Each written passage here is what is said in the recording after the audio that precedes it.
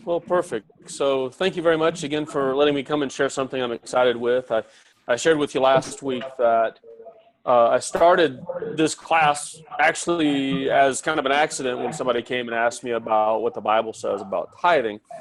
Um, and so I have a process I normally go through, and I think I've shared this before, but it's worth repeating.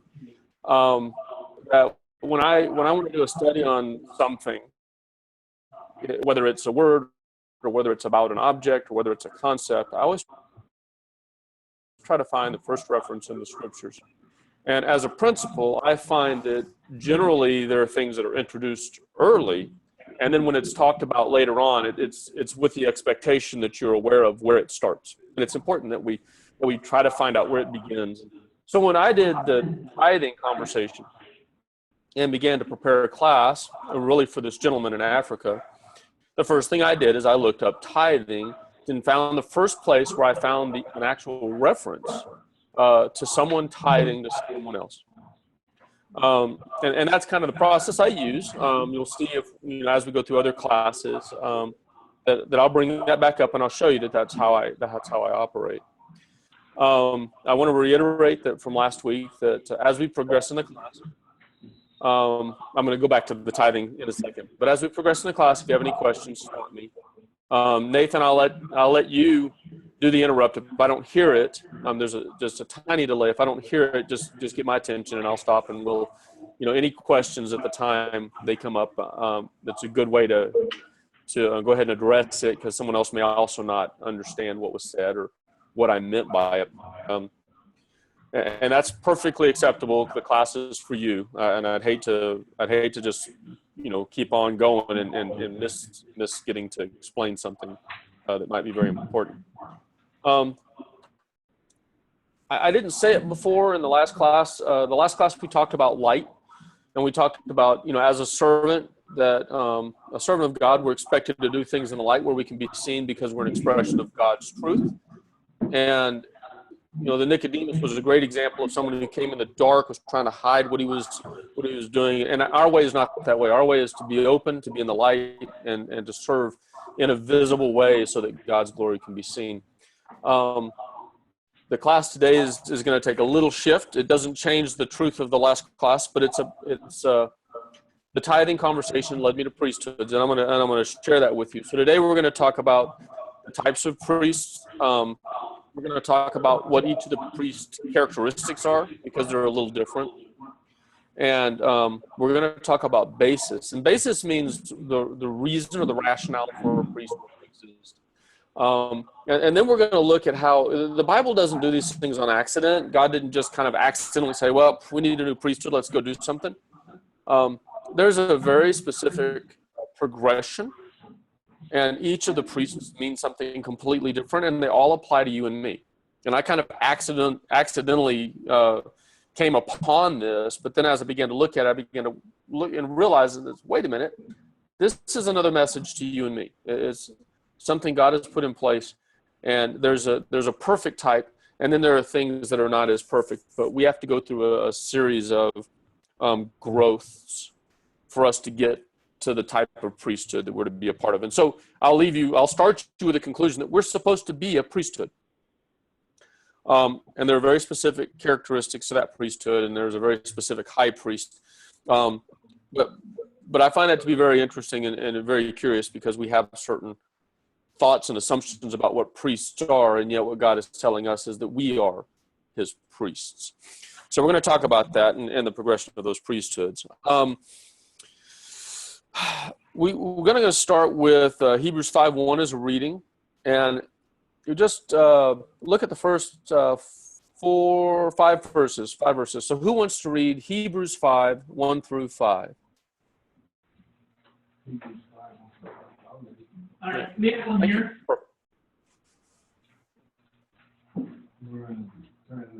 You're fine.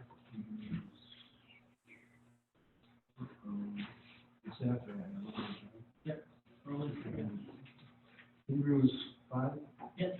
1 through 5. Okay. Go ahead and do 1 through 6. Yeah, sorry. 5, 1 through, Hebrews 5, 1 through 6. For every high priest chosen from among men is appointed to act on behalf of men in relation to God, to offer gifts and sacrifices for sins. He can deal gently with the ignorant and wayward, since he himself is beset with weakness. Because of this, he is obligated to offer sacrifice for his own sins, just as he does for those of the people. And no one takes this honor for himself, but only when called by God, just as Aaron was. So also Christ did not exalt himself to be made a high priest, but was appointed by him who said to him, "You are my son. Today I have begotten you." As he says also in another place, "You are a priest forever, after the order of Melchizedek." Yeah. Thank you very much for reading that. There are 2 or 3 things that you should really highlight or underline in your Bible or put in your notes. And that's early on. This actually is talking about priests and how God orders priesthoods and what his expectation is. He says that God selects priests. People don't decide on their own to become a priest for God, right? That's the first thing. It says even Jesus didn't make himself a priest. God ordained him as a priest, right? So he didn't presume. In the Bible, there's a story of a man named Uzziah. And Uzziah, it says, did well in the eyes of the Lord, with one minor little exception. But later in his ruling as king, he took incense to offer on the altar of the Lord, and he wasn't allowed to do that. It wasn't his right to decide to operate as a priest. And because he did that, God struck him in the head with leprosy. And then for the rest of his life, he had leprosy as a sign to him of his transgression, because it's not given to men to choose to be a priest. They're selected by God. The priests represent men. They deal gently with the ignorant, so they're intended to gently train people up and work with them on behalf of God. And they offer sacrifices for sins. And it doesn't talk about which priesthood yet. I mean, at the end, it talks about Jesus and his priesthood. But prior to this, he just says, in general, this is true. This is how priests are selected and what their roles are. And so we kind of think about that. So we're going to talk about a couple of places where priesthoods are discussed and talk about as they pop up. And then we're going to also talk about some exceptions. And we're going to discuss that. I want you to start, when I was doing the tithing conversation, the first reference to tithing that I found was in Genesis 14. So at this point in time, you can kind of put a bookmark in Hebrews because we're coming back, but we're going to turn to Genesis chapter 14. And this is the first reference that I found. Somebody else is going to find one someday, but this is the first one I found that talks about a tithing conversation. And we're going to look at verse 17, and we're going to look through verse 21. Actually, verse 20. Yeah, verse 20 is good enough. So 17 through verse 20. Let's pick somebody who wants to read and read those for us.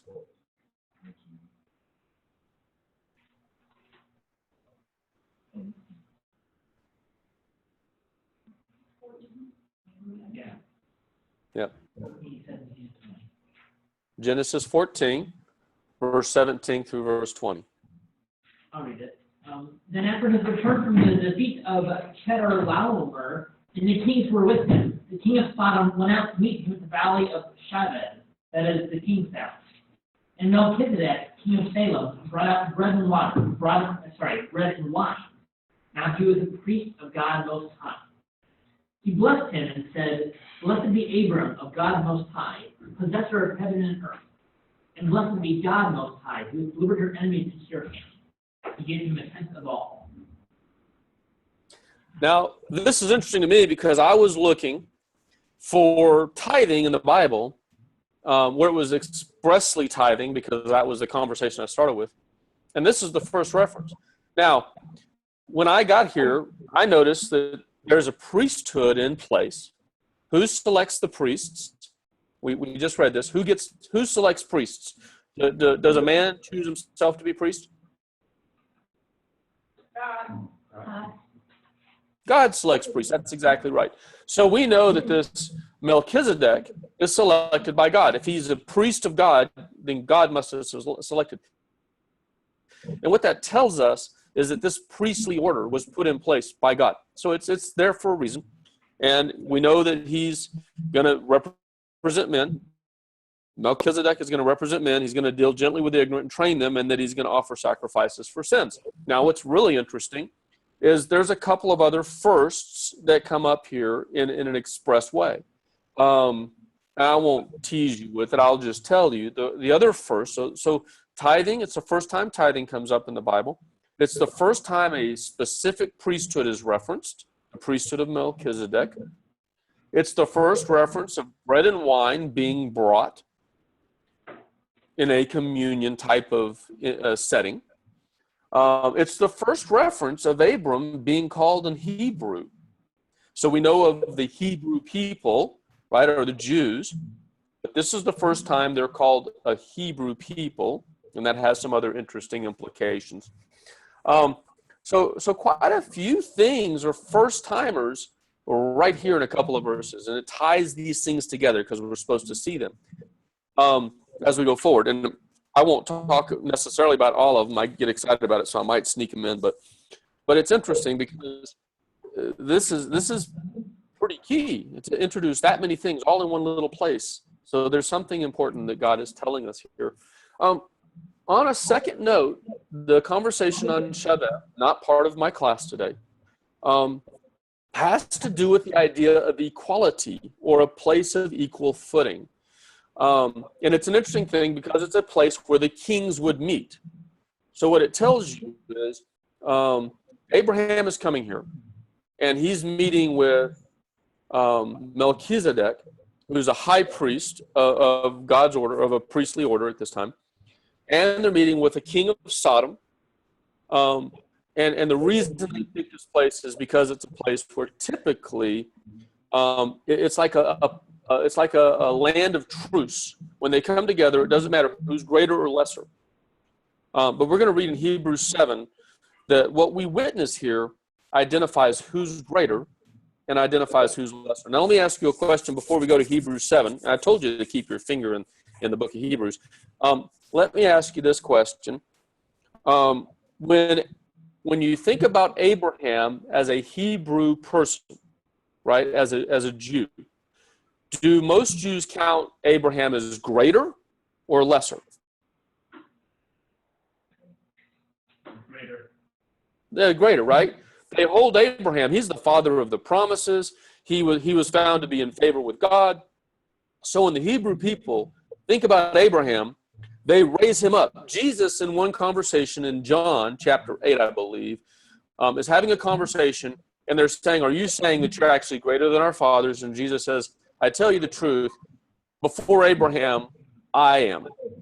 And a lot of people think that that's talking about timing, because even the priests or even the Jews at the time kind of like said, well, you're not even 50 years old. How can it be true? But given the question was one of preeminence. And, who's greater? Are you saying you're greater than our patriarchs, our fathers? And what Jesus' actual answer wasn't a timing answer. It was a elevation answer. It was who's greater. And Jesus is saying, well, really, I'm before Abraham, right? And that's true because we know he's the one that redeems the earth. Abraham doesn't do that, but the promises start with Abraham. So it's an interesting conversation because Abraham is held by the Jews to be the highest, really, of their patriarchs. He's before David. He's before Moses even. He's the highest because he's the one whose promises come through. So now let's turn to Hebrews 7 and let's see what we see. Let's see what's said about Melchizedek and his order.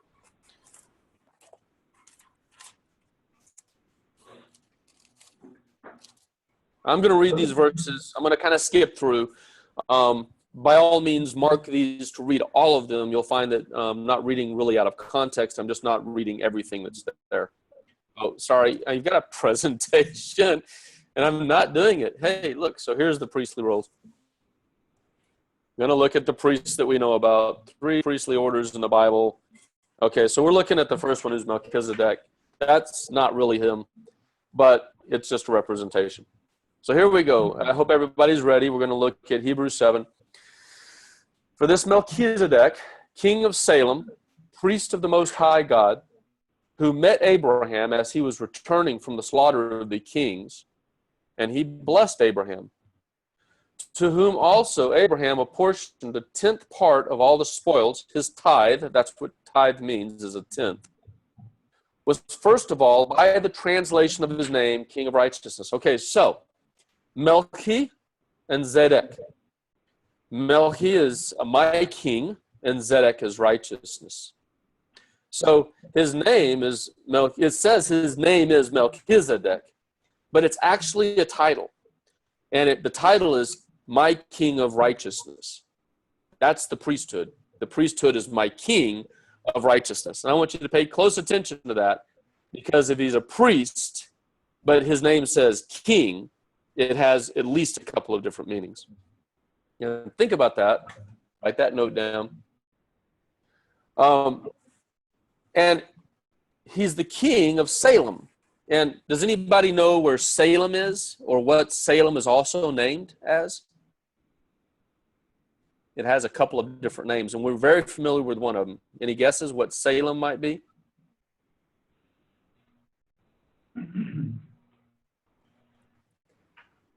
No guessers in the crowd? So it became, yes, it became Jerusalem. Now, first, after it was Salem, it was basically owned by the Jebusites, and it became Jebus. But then eventually it's conquered by King David, and it's renamed to Jerusalem, right? So it's the city of peace. And that's what he's telling us. So first, his name means king of righteousness, and second, he's the king of Salem, and Salem means peace. So he's the king of righteousness and the king of peace. And that's his role. So we know 2 things. He's not only operating as a priest, but he's also physically a king. And this is hugely important, because there aren't a lot of king-priest roles, and that's what Melchizedek is. He's a king and a priest. We're going to see this. So observe, in this verse 4, observe how great this man was, to whom Abraham, the patriarch, gave a tenth of the choicest spoils. So 2 things are going to happen. The first is going to be in this chapter 7. He's going to make the comment. Now let me ask you the question. Who's greater?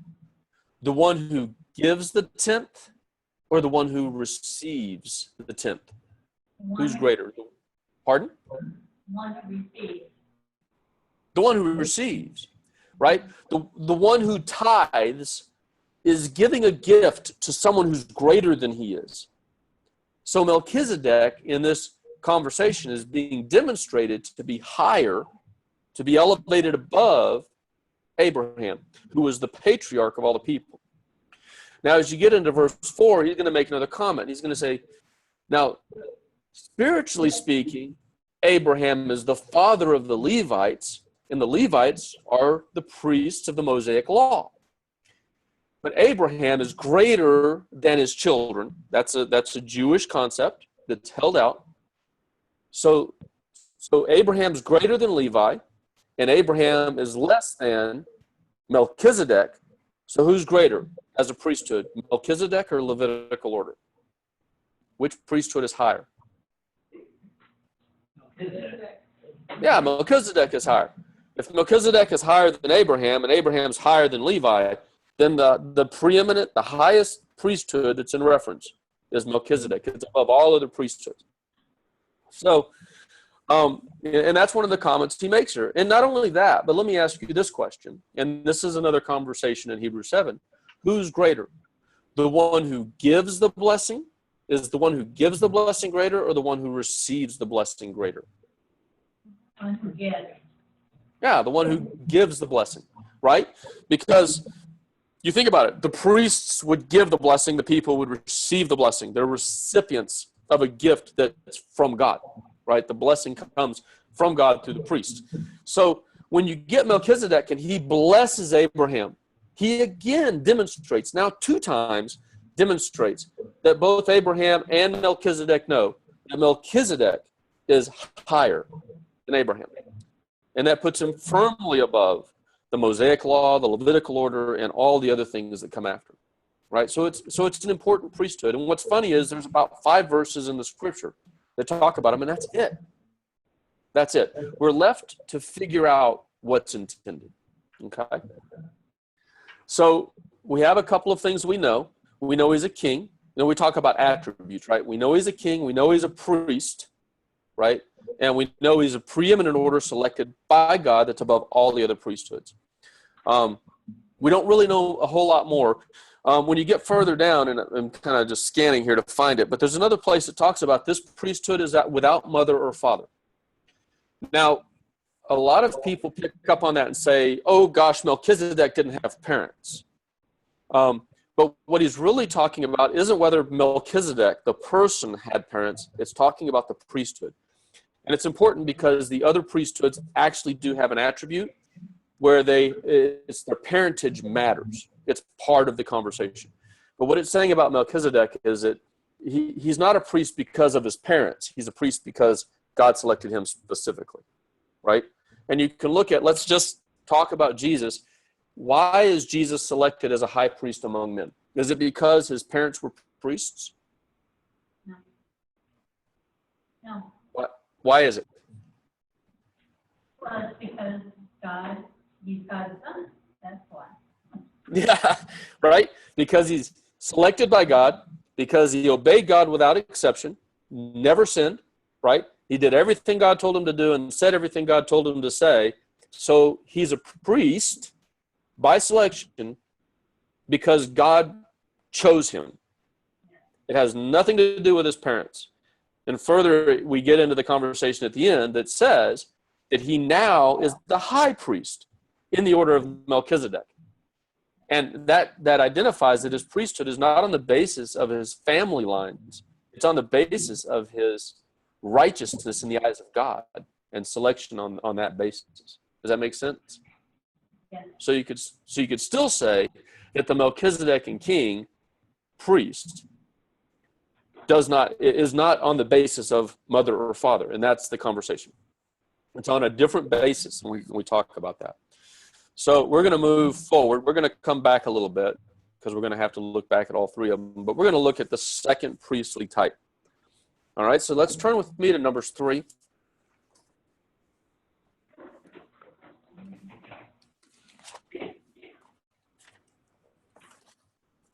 Did I just do that? I think that's Numbers 3. Yeah, that is Numbers 3. I can't count, but other than that. Okay. So we're going to talk about an introduction of another priestly type. And almost everybody knows about the Levitical priesthood and the Mosaic law. I mean, you don't have to be well-versed in the Bible to have run across the Levitical priests or the Pharisees and the Sadducees and all the law wrangling that they do around the priesthood. And even if you don't know a lot about the Bible, you're going to be a little familiar with that. But here's a priesthood that a lot of people really didn't know was there.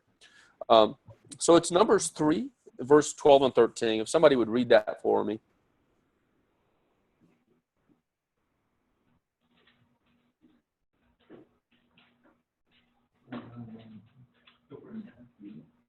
Behold, I have taken the Levites from among the people of Israel instead of every firstborn who opens the womb among the people of Israel. The Levites shall be mine, for all the firstborn are mine. On the day that I struck down all the firstborn in the land of Egypt, I consecrated for my own all the firstborn in Israel, both of man and of beast. They shall be mine. I am the Lord. Yeah. So this is very interesting. Now, you can kind of put a footnote there or a little, piece of paper there because you might want to look back and forth. Let's turn to Numbers 8, 16 through 18, and then I'm going to kind of draw out what's going on there. Numbers 8, verse 16, 17, and 18. Would somebody volunteer to read that, please?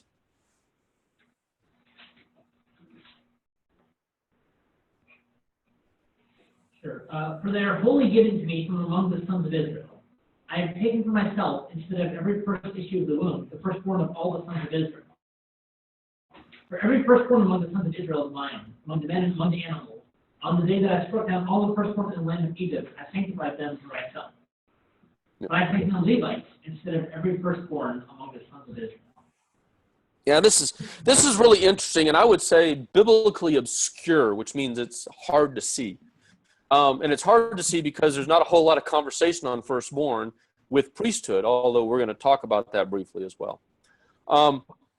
So what happens is in Exodus 13 and Exodus 14, just after the last of the plagues, which is the destruction of the firstborn of Egypt, all of the firstborn from amongst men and animals, that God says, I'm going to take the firstborn for myself, sanctify them, that all the animals have to be redeemed, and all the firstborn amongst the children, and he's talking specifically male, will be mine. Now, he doesn't tell us what that means. You kind of have to make a little bit of a leap, and I will say I'm fairly comfortable that I know what this is, but let's call it a strong speculation that when God says that the firstborn are mine, and then something happens, and I will talk about this in a minute, something happens and he says, well, I'm going to change how we're doing this, and I'm going to take the Levites instead of the firstborn, and they'll be my priests. It's a pretty good indicator that the firstborn were his as priests, right? The firstborn amongst Israel were his as priests, and he says that it's connected to the death of the firstborn out of Egypt. Now, we're gonna visit that in just a minute, but I find that that's interesting because it tells us something about the firstborn priesthood and a progression, right? So what we know is in the Melchizedekan story, because of I'm going to kind of recap a couple of things. In the Melchizedekan story, we're told that Melchizedek is selected, the basis of his priesthood is that he's the king of righteousness and the king of peace, and that makes him a priest, right? Those two things. He's a king and priest, righteousness and peace. Now, we're told that the firstborn, the basis of the firstborn is the death of the firstborn in Egypt. So the death of the firstborn in Egypt is the reason God takes the firstborn out of Israel to become his own people, his own representatives, his own priests. And that's interesting. So in Melchizedek's order, how is he supported? We're just going to ask that question. How is he supported? What's his role? What is he? We know he's a priest, but what else is he? He's a king. So he's got a kingdom, he's got a city, he's got people, right? Probably taxes. He's got support. And then there are those who will give him, like a lot of kings would take, some form of usury or some form of, in Abraham's position, he recognized the greatness of this man from a God representative standpoint, and he gave him a gift. So he wasn't necessarily reliant on a tithe. Does that make sense? Does that make sense? Yeah. Yeah, because he had other ways to be provided for. The firstborn, how are they provided for? Given the inheritance. Yeah, that absolutely. As a Jew, as a firstborn, they have a double portion inheritance. What's funny is when you start talking about teachers have a double responsibility and a double honor, when they start talking about firstborn New Testament recipients of the truth, that they have a double portion. I mean, when Jesus's reward is twofold. We're looking forward to the kingdom to be established in it. He's sitting at the right hand of the throne of God today. That's his first reward. And his second reward is the throne of David on the earth when the kingdom is established, tomorrow, whatever that day is, whatever tomorrow is. So he's got a double portion. He's got a bigger gift because he's the first amongst firstborns. And so you have that conversation. This is where this concept starts, really comes from, is the Jewish concept is a firstborn gets a double portion. They have a greater portion because of their position and their role. So these these priests would have been priests to their families, right? And they would have been recipients of the inheritance, and their families would have provided for them. And that's why you don't find a tithing conversation with a firstborn priesthood. They didn't need it because they were priests to their families and supported through that.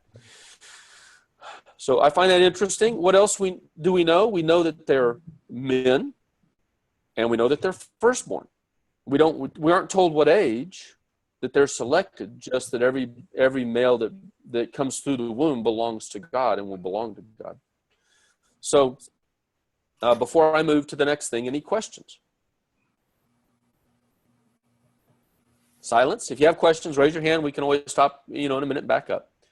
So there's a third priesthood, and this is the one everybody knows about. This is the Mosaic priesthood. I may be ahead of myself here. It's Levitical.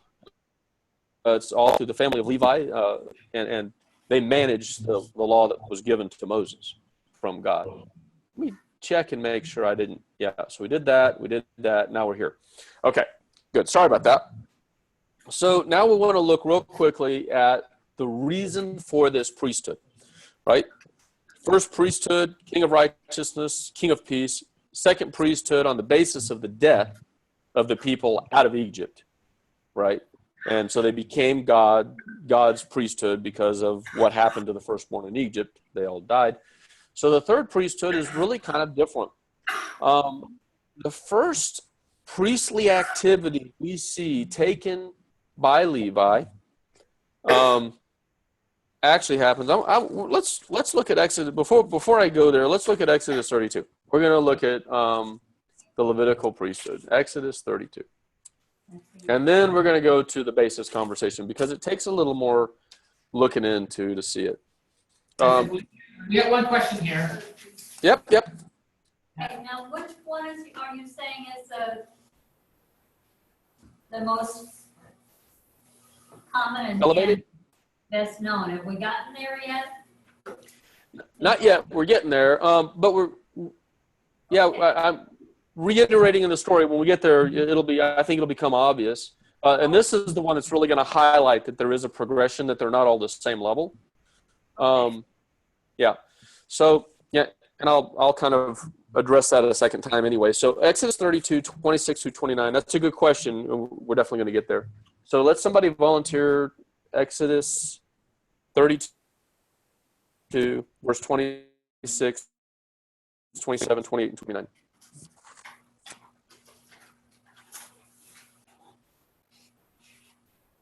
Then Moses stood in the gate of the camp and said, "Whoever is for the Lord, come to me."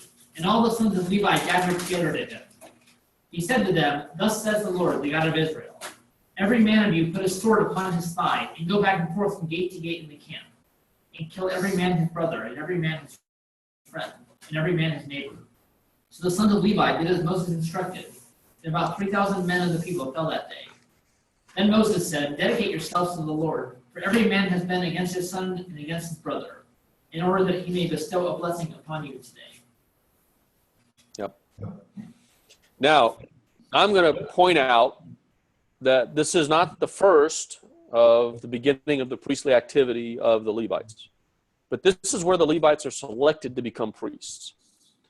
And I always thought it was interesting because there's some things I believe about priests that I think are pretty true, and I really struggle to see that this is a positive basis, and I'll explain that to you. But let's first talk about the first reference, or the first time that the body of Levi, that the family of Levi, actually acted in a priestly role.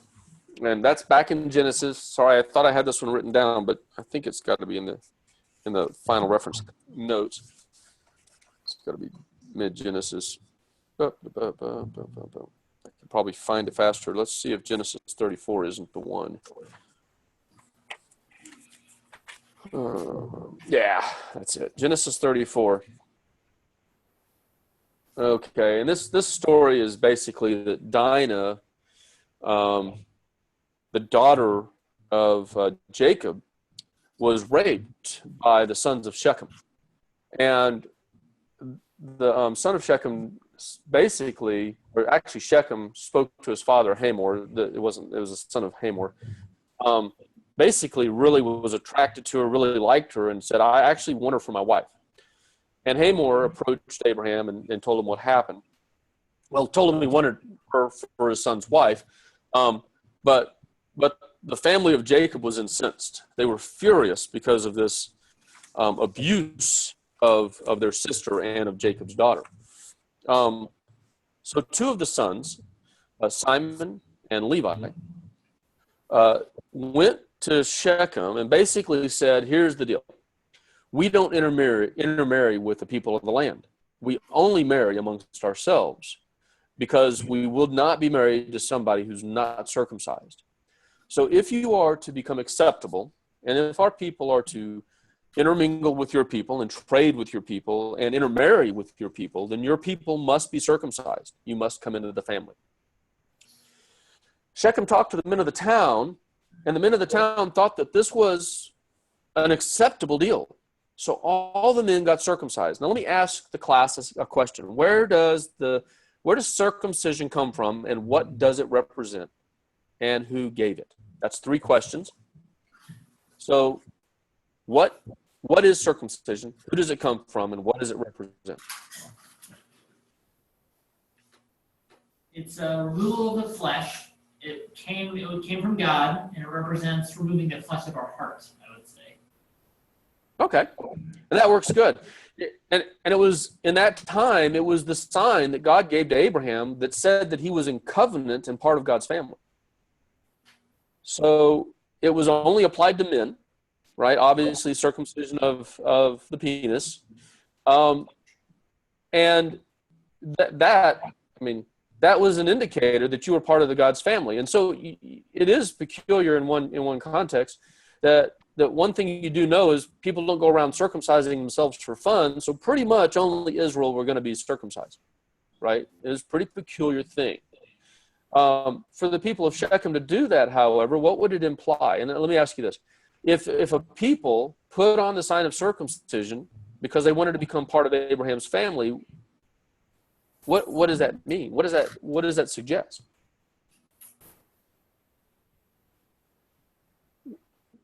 From God's perspective, what might it imply? But they were in covenant with him. So Levi and Simeon decided it would be a good idea to do this because after they did it, the men would all be crippled, and they then took their swords and killed all the men and took the women and the children and the livestock for their own.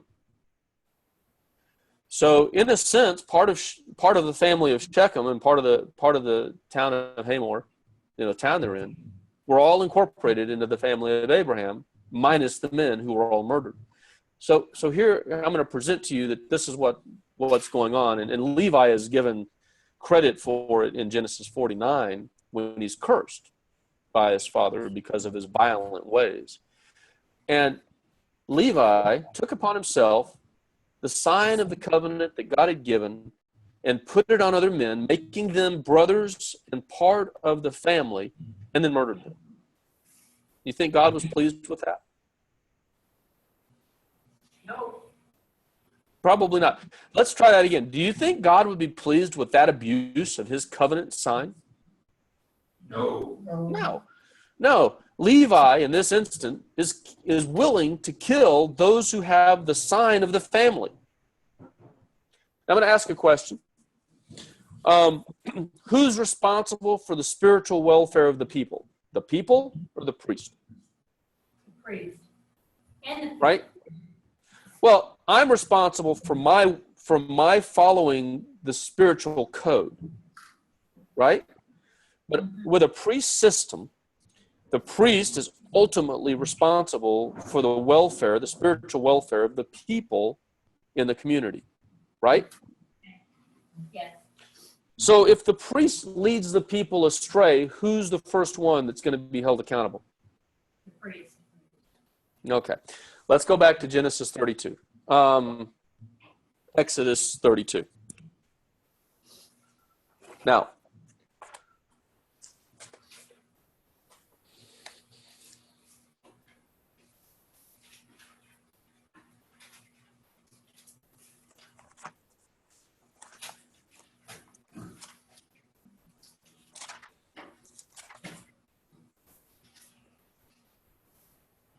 And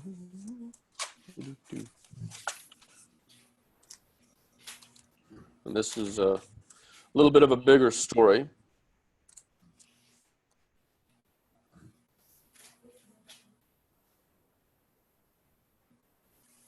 We're going to look at about, I'll read a few verses. I'm going to start at 15.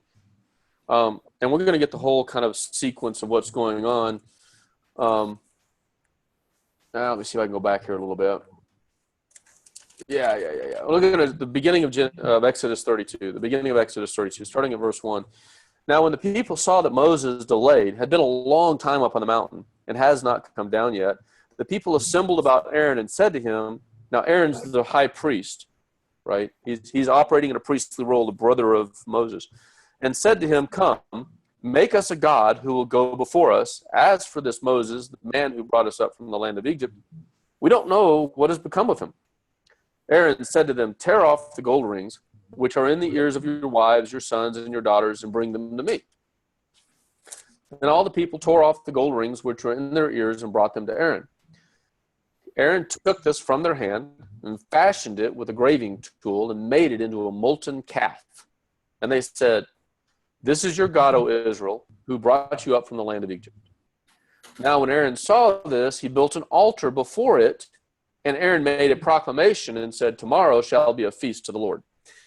Let me ask everybody a question. Who was taking responsibility to be a priest?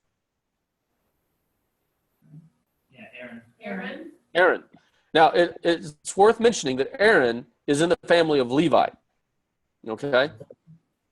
Secondly, who made the golden calf? Aaron. Third, who saw that the golden calf needed an altar and made an altar? Aaron. And then who said that tomorrow we're going to have a convocation, a holy gathering to celebrate the Lord our God, the golden calf? Who said that? Aaron. Okay. So the rest of the verses here basically outline that God says to Moses, this people that you've brought with you have already turned aside. And Moses goes down, and Joshua, who is with him, says, I hear the sound as a war.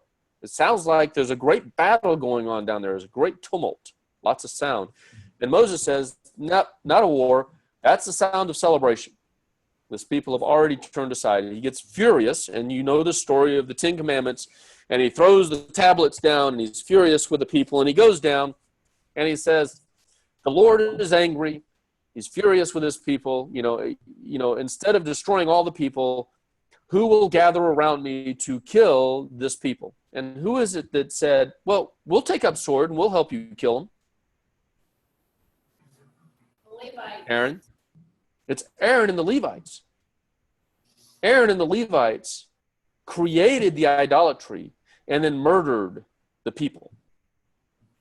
And what I find interesting by this story is that the people that should have been held accountable were the leaders who created the idols and led the people into idolatry. Now, the people did ask for it. But what would a responsible elder or priest say to a people who says, create an idol for us? What would be a responsible comment? No way. To deny him. Yeah. The answer would be, no, we're going to wait. Right? God showed us, he saved us, he delivered us out of this nation, he's got Moses, he's creating the law for him, which we said we didn't want to go up the mountain, we wanted Moses to do it. The answer is no, let's wait. Okay, that's what a responsible priest would have done, but Aaron didn't do that. Aaron said, good idea, give me some gold, and he fashioned the calf. Now, funny enough, when Moses came down in fury, Aaron says, I don't know, we threw some gold in and out came this calf, right? Did he take responsibility? No. Was he held accountable? Okay. And the answer that I would share with you is no. They took swords, strapped them to their sides, ran in and amongst the people, and he murdered the people that he led into idolatry. And as a result of that, he got to be priest. Does that sound good? Not so much, right? So what you end up with is he first he murders the children of Shechem, right? After putting God's covenant sign on them. Second, he murders the people of Israel in the Sinai, right? After leading them into idolatry.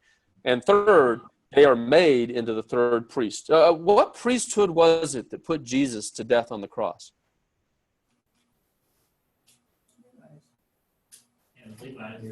Levi, the Levitical priest, the high priest in the order of Levi, was the one that gave the approval and accused Jesus of being blasphemous, and on that basis led him to be murdered by the Romans, right? And actually the Romans said, we see no basis for putting him to death at all. And they recognized it was jealousy, but for fear of the crowds, they went ahead and gave them the authority to put Jesus to death. And what I get from that is the basis of the Levitical priesthood is in blood. And you see that the law of Moses, that everything had to be ordained by the sprinkling of blood, or by purification by blood. And there's a reason for that, right? And that's because the priesthood itself existed on the basis of blood. And it's an interesting thing. I'm going to ask this question, and I've asked it before, but how many tribes of Israel are there? I'm going to say 13. Darn it, have I said this out loud before? Yeah. There are 13 tribes, and everybody knows that the Bible always talks about the 12 tribes with inheritance, right? But there are 12 tribes with inheritance, and there's one, and it says in the scriptures, one whose inheritance in the Lord. And let me say that a little differently. One of the tribes, if the Lord doesn't take care of them, will have nothing. There's one of the tribes, if the Lord does not take care of them, will have nothing. Because when they became a priest, their birthright, right, was gone. And it's absorbed into 12 tribes, into the tribes of the brothers. And this is where tithing comes from, and we'll talk more about it on next week. Right? But it's significant because if they don't have the family and they don't have the tithe, then they don't have any way to survive because they don't have any land. Right? And they only have the flocks that are given to them. So without the good graces of the other 12 tribes whom they murdered and were willing to murder, they have nothing, and they have no means of survival. And that, interestingly enough, is actually God's remedy for this people, for this priestly tithe. And I think that's important to note, because what's the best way to learn about a discipline? About a topic, about something, whether it's science or whether it's English or history, what's the best way to learn it? By experience. Experience, yeah. Sure, experience. The other thing, if you have to teach somebody else, they what do they say? You learn about 20% of a topic by studying it. You learn about 70% through review. But if you teach it, right, then you really discover it. You really understand it. You learn it for real when you have to teach it. So what happens is God has said, well, they obviously abused my covenant. They've murdered my people, right? And I'm going to put them in charge of teaching. And two things happen. They become responsible for the welfare of the people that they previously were prepared to murder, right? And in the process of teaching them about the law and about the righteousness of God, presumably they'll learn it, right? Does that make sense? Yeah. Yes. Yeah. So they don't have an inheritance. They have to rely on the people, and they have to be caretakers of the people. And this was God's way of redeeming the Levites so that they could properly learn about what the role should have been, right? And it continued until the time of Christ, when they put Jesus to death himself. And at that point in time, the Levitical tribe was undone, right? It's undone in the eyes of God. So let's progress. We're going to talk about a reverse metaphorical progression. And a lot of times the progression really starts, we see the greatest type at the very beginning, and we see a digression to a priesthood that doesn't elevate, but is actually God's way of redeeming his people. Through two or three different things. but it actually has kind of a reverse progression, which is interesting. So we're going to start with the Levitical priests, right? And the Levitical priests are people who don't fully appreciate and understand what the role is to be, and so they're put in a position where they have to learn through service. And they rely on the kind graces of their community of brothers to survive, right? So they're kept alive and they're, by their brothers and not by their own hand. But their life is in service as they discover and learn what God's purpose is and what his intent is, and as they help other people come to learn about it. Does that make sense? Yes. Okay. So, yeah, we can stop at any time and ask questions. The second, then now we're going, but that's not, that's actually the lowest of the priesthoods. The next step of priesthoods is we talked about is the firstborn priesthood. Now, what's interesting is it says that Jesus is the first amongst firstborns, and I believe that's 1 Corinthians 15. And it also says that those who belong to Christ will be raised at his coming, and that will be firstborns. So he's the first of the firstborns, and then will be firstborns at the redemption, at the resurrection, right? And God says he's done this on the basis of the death of the firstborn that come out of Egypt before he draws them into his land of promise. And to me, this is an echo of us as firstborns. Right now, we're coming out of Egypt, and we're trusting God and looking for the kingdom that's coming, and we want to be drawn into the kingdom as firstborns. And it's our family that takes care of us. We're told that we're to not, I can't say it the right way because of the verse, but we're told that we need to continue to stay in fellowship with our family, our spiritual family, and that we need to more and more as the day gets closer to the end, times are going to get more difficult, and we need to spend more and more time together to build each other up spiritually, because our spiritual family is what provides for us and what gives us hope and what gives us life. And this progresses to the greatest priesthood. Now, there can be confusion in this space amongst different, religious groups and whatnot, and I'm not really concerned to undo all of that. But what I want to leave you with is we know that there's at least one Melchizedek, and there's suggestions of other Melchizedek role priests in the Bible. And I would tell you that we have an example of King David, who when he was anointed to become king, before he was actually made king, he went in the presence of the high priest in the Levitical order, and the high priest in the Levitical order trembled in his presence. And Jesus alludes to it both in Luke and John, and one place in Matthew. And the Pharisees are saying, well, your followers are picking corn or picking grain. I don't think it was corn. Are picking grain on the Sabbath. And Jesus says, well, have you not read that David ate of the showbread, which is only lawful for the priests, and shared it with his companions? Well, this is interesting because David is the eighth born son of the family of Judah. So he's not Levitical. He's not firstborn. So what right does he have as a king or anointed king to go into the temple to operate as a priest? Where do we see a king who operates as a priest in the Bible?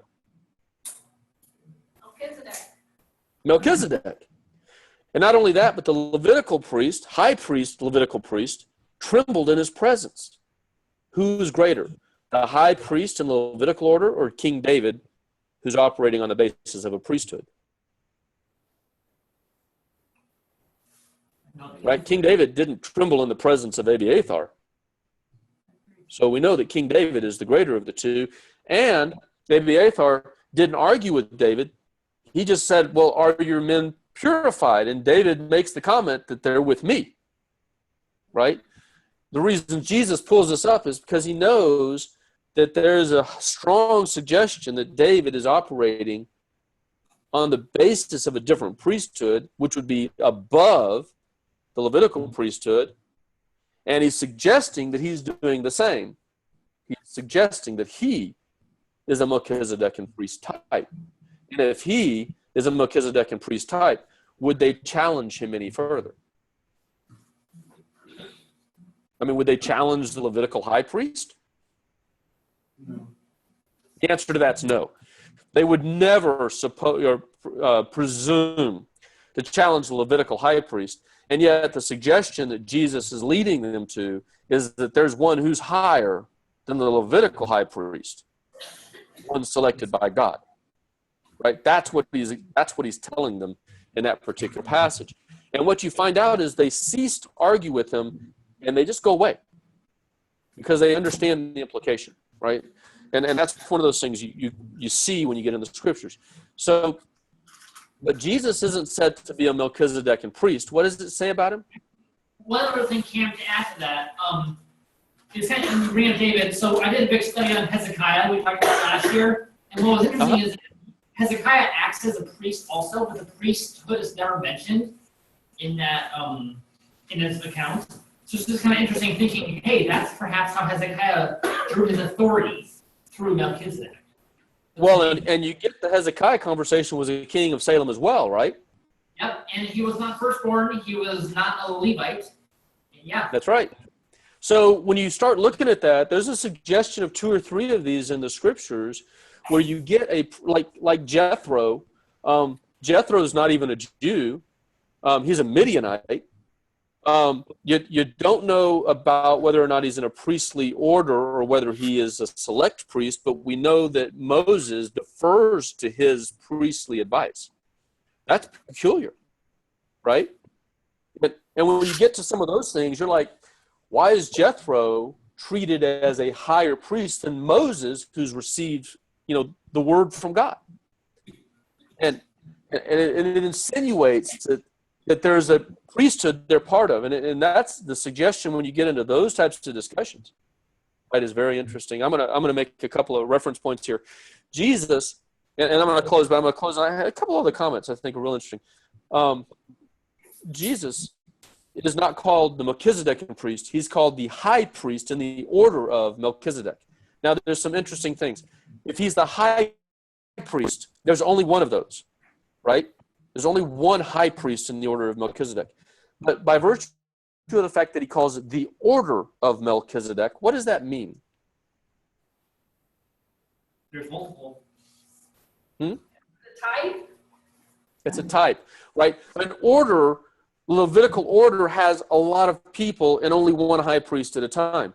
The firstborns, it's an order because God constituted it, right? It constituted it as an order, right? He constructed it. The Melchizedekan priesthood is an order. It's not about one person.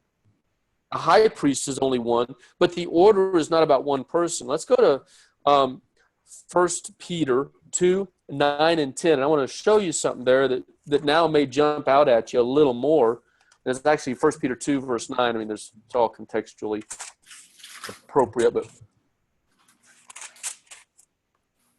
and I'm gonna read that to you if I ever find it. I think it's somewhere after Genesis. Sorry about that. Let's get here eventually. Somewhere just before Revelation. Okay, 1 Peter 2 and 9. But you are a chosen race, a royal. What is royal? What's royal? Kingly? Kingly. Royal has to do with royalty. It means you're part of the king's family. You are a royal priesthood. So where do you see king and priest come up together? Melchizedek. Melchizedek, right? So he's saying, I've chosen you. You are royalty and a priesthood, right? You are a holy nation, a people belonging to God, right? So that you may proclaim the excellence of him who has called you out of darkness and into his wonderful light. Well, that goes all the way back to Genesis right there, right? In the beginning, it was all dark. God created the light. Shortly after that, on the 6th day, God creates man, right? And then there's another story. But from that moment on, the purpose of the creation of mankind is to reveal the light of God. Matter of fact, if you go to John 1, you have the conversation that Jesus came as the light, right? And you have another verse that talks about us as children of the light, that we are to be sons and daughters of the light, that we're to represent the light. And here is the scripture that says that you're royalty and a priesthood selected by God, because people don't choose to be priests. God has to select them. You belong to him, and he wants you to proclaim the praises of the one who's brought you out of darkness and into wonderful light. So, what does that make you and me? We're in the order of Melchizedek. In there? Yeah. We're called by selection to operate in the priesthood of Melchizedek. It won't be perfected until we're in the kingdom.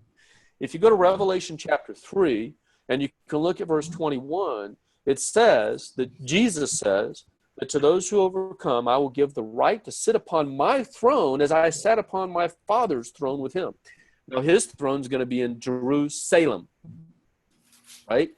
So when we're sitting with Jesus on the throne, what does that make us? Kings. And we're operating with Jesus to preach the truth of God to the world. What does that make us? Priests. That makes us kings and priests. And if he's the high priest in the order of Melchizedek, that means we're part of that order. So what Jesus has called us to, and this is what I want to bring to mind. When I think of what in my mind constitutes a priesthood, I think somebody who's outstanding. He's exemplary. He's an example of what good and right looks like. That's what they're supposed to be. He knows about the plan of God. He's helping others to see it. He recognizes what it feels like to come out of ignorance and darkness, and he wants others, he encourages and patiently works with other people to come out of that same darkness so that they can also revel in the light. And God says, yes, exactly. That's who I want you to be. That's who I want you to be. Jesus has shown you what it looks like, not so that we can just revel in the fact that he did it, but so that we can follow him. Jesus didn't ask for a bunch of observers. He sought a bunch of followers so that we could follow him. He's the example of Melchizedek and the high priest of the order, and we're called to be part of it, right? And that's for you, and that's for me, and that's for a lot of other people, many of whom don't even know that that's what they're being called to, right? So that's what I kind of want to leave you with this evening, and I just really encourage you that it's not on the basis of how perfect you can be. It's on the basis of God working through you to bring you up to fullness in his word. And he certainly has the ability to do that with you. And I just want to encourage you in that, because that's what he wants for you as well. Any questions before I ask for a closing? Am I at one, am I correct in saying that you feel that the reason that the Levites didn't have a portion at all, was that sort of as a result of Levi's actions at Shechem? Shechem, as well as the time at on the Sinai. Both of those things separated them. There's no statement at Shechem that they would be separated from their inheritance, but there is comment after the Sinai that they are a tribe that is without inheritance, and that their inheritance now is God. Right. But I believe that's a tongue-in-cheek conversation when God says that now your inheritance is me, is really a double-edged sword. It's that you get to serve me, but without me, you have nothing, right? And really that puts them in a position where they're fully reliant on their brothers to provide for them. But you feel in a way, so as I understand it, Aaron's actions and their actions as acting as high priests, and then they went and killed the very ones that were to be part of the family or in covenant, is a result, or as a result of that action, is what the sense. led to their, right. Aaron was removed from them. Right. Now, I believe that, so it's not single dimensional. It'd be easy to frame it that way. It's multidimensional. So let's say this, that the type has been in place from the foundation, and we see the type of 12 and 13 many times, right? Aaron just leads the example, and God uses that to show us, to tell us a story, right? And so it's more like part of the broader plan. But yes, Aaron is without inheritance because that kind of behavior won't lead to being part of the family of God. And it really speaks to, if all we ever do is express the rules but never have the relationship with God and never have a care for our brothers and sisters, we'll never be inheritors. And I think that's the underlying story God wants us to walk away with. He doesn't want us to learn how to follow all the rules. He wants us to understand what his plan is for us and to help each other live in that plan. And that's what pleases him. Because we're brothers and sisters, he wants us to operate as people who love each other. And Aaron demonstrated the exact opposite of that. They were not careful with God's sign and God's covenant, and they were not careful with God's people. And as a result, they didn't have an inheritance unless God returns them into an inheritance, which he ultimately will. But that's why it's left that way, in my estimation. God redeemed them, in a sense. God redeemed them by making them his own, in a way. Right, and it's a very it's both a very promising kind of redemption as well as a like I said, a double-edged sword, because a lot of the people turned away and came back, but they always had the land.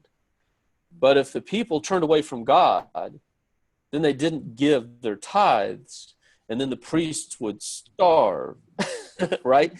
So it kind of changed their perspective on how real their service to God and their service to their family really was. Because if they didn't do their job right, they'd starve. I hope that makes sense. I have a question. Yes. So, the priestly order is high priest, firstborn, and Levitical. Am I right? Melchizedek, firstborn, and Levitical. Yes, ma'am. Okay. This is Melchizedek. Yeah. Okay. But here's an interesting, as the British would say, corollary. And it's, have you ever thought about the first time sacrifice is made, an offering is made? Is that with, Where's the first? Go ahead. Noah? At Noah? First sacrifice. You have an example at Noah, but before that, Genesis. Oh yeah, Cain and Abel. Cain and Abel. Yeah, now here's an interesting thing. We know that God put the framework in place from the creation. At the very beginning, God offered the first sacrifice when he offered the lamb that was really slain before the foundation of the earth conversation. It's really an image and a manifestation of the sacrifice of Jesus to come, but the skins were given to Adam and Eve. And so we can presume from that, implied, was the sacrifice of a lamb. And that's at the hand of God. And then that pattern then is supposed to be forwarded, and we see that in Cain and Abel. Now here's the question: who offers sacrifice? Priests. Priests do. So if the firstborn and the secondborn offer sacrifice, what kind of role might they have been in? Couldn't be Levitical. Was Cain born first? Yep. Yeah. So, and yet Abel offered of his Animal. flock. Yep. So he was acting more appropriately in a priestly manner. In a priestly manner. And Cain didn't offer appropriately, even though he was firstborn. So here's what I would leave you with on that comment, is from the beginning, the plan has always been to have people who sought to serve God so that they would be selected by God to be his priests. In the first days, Cain and Abel were both expected to stand in a role of a Melchizedekan priest type in the same way that we're called to stand in a role that would be the pattern of the Melchizedekan priest following Jesus. And it's been that way from the beginning. It didn't call it out until Genesis 14, but you see priestly activity occurring before then. And those priestly activities aren't always firstborn, which tells you that the firstborn priesthood is a pattern that's supposed to take you back to Melchizedek, and Levitical firstborn is a pattern that's supposed to lead you back to the Melchizedekan type. And the Melchizedekan type is really God saying that all of my children, all of those who will be in my family, will all be kings of righteousness and kings of peace. And that starts with Adam. Right? It starts with Adam. It's just not really unwound for our benefit until we get to Jesus and we get to the description in Hebrews 7 when he actually says, this is what that's all about.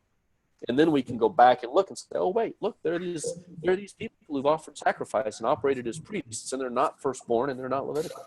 So what's going on? Well, they're Melchizedek. That's the plan. That's the priesthood God has always intended for those who will be his children. And that's for you. Right? That's for you. And that's for me.